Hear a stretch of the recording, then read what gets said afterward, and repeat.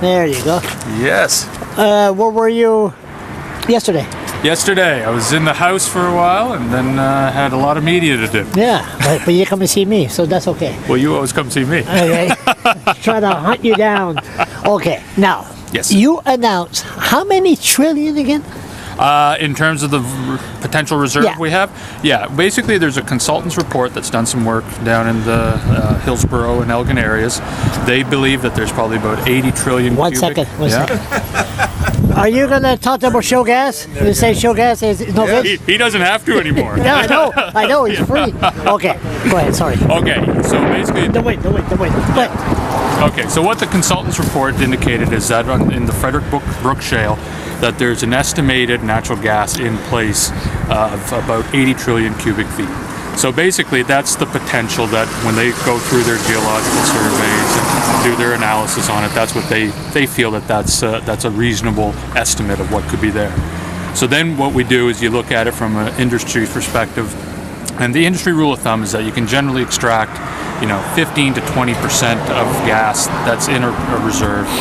You can extract that in an economical fashion. So all we did is when we say 15 trillion cubic feet, 80 trillion cubic feet, it's a concept that most people don't deal in. So is it down the states? Is it down the states coming out with these numbers, or no? What it is it's the Department of Energy in the U.S. When they look at when they have their examples discussing natural gas, they indicate on there that 1 trillion cubic feet can heat up to 15 million homes or per year, or you can produce 100 billion kilowatt hours of electricity with 1 trillion cubic feet. But you haven't drilled yet. There hasn't been no drilling. And that's exactly what we need to do, is we look at all these reports, and industry looks at these reports, and they do the geophysical surveys, they do their seismic testing, they get a picture of what they think is down there, and they try to interpret it. So what do you mean by blueprint? Now, you want a blueprint. Okay. You are going to go... It's going to be just like the energy blueprint. It's basically going to be our government's policy on this particular sector, and it'll lay out what our objectives are, and then it'll have an action plan that basically links specific action items back to those key objectives. You expect any problems? Are you going to talk to the natives? Oh yeah, we've been engaging with them already. Basically companies have also been dealing with First Nations and on a project by project basis, informing them what's happening and getting their input. So absolutely, and that's going to be the key thing with this, is that industry is going to have to engage with First Nations, they're going to have to engage with communities and municipalities, and they're going to have to get buy-in from all these people to move forward with this. Does it cost too much money to go? Maybe it costs too much money to go and get it, that the big industries will say no. Well, that's their call on it, that's for sure. But at this point, they feel that they've got an economical argument to do some drilling to see what's there. They feel that there's a pretty good potential. So do they got shale gas in Alberta? I believe they do have some shale gas reserves. I don't believe that they're tapping into them all that much. I believe a lot of the hydraulic fracturing that's being done out there is for oil. But I believe I read the other day that the Horn River formation they believe it does actually move into Alberta somewhat. So you might see some shale gas activity there as well. Lately they've been comparing shale gas. Hey, shale gas to, you don't know who the hell you're going to see on the street. I'm getting worse. I got to wash myself. You have an oil. Yeah. Oil goes up. Yep. Boom, the geyser, they bust open, whatever. But shale gas, you got to go and get it. But shale gas, you got to go and get it. Lately, they've been saying, well, we got clean wells in Alberta.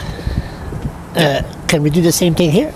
Yeah, the fact of the matter is that hydraulic fracturing has been around for decades. And what's changed over the last 10, 15 years is that the drilling technology has gotten to the point where they can go down into the shale, which, as we all know, is probably about, in New Brunswick, it's about 2 kilometers below the surface. And they have the ability, the technology, to actually drill into those areas quite accurately.